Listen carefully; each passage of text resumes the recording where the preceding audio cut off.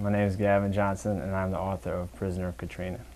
Basically, it's about my experience, during the storm and after, and how all the hellish events unfolded afterwards. I'm a psychiatric nurse for the Orleans Parish Criminal Sheriff's Office, and also an emergency employee for the city.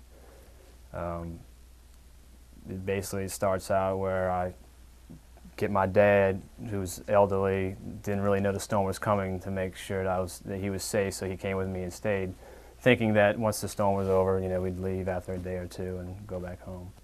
Overall, physically, he held in there pretty good. There was a time when he was sleeping, while I was fanning him, and he looked like he stopped breathing. It kind of freaked me out. I waited. It took about 10 seconds for him to kind of, and I was about to wake him up, or try to wake him up, because it kind of scared me, but that was kind of the stuff that I was dealing with, worried about, whether he was going to expire in there or not.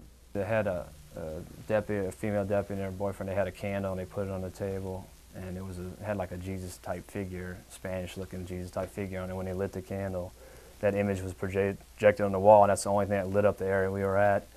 And then they had shattered out the windows for us to get, they tried to get circulation, but there was no air circulating for the most part. And it was at that point at night, and I looked out, and there was just billions of stars, and it was just very surreal. Just didn't even, it felt like, this wasn't really happening. But it was at that point I had a little of calm come over me. Felt like, there was somebody looking over me.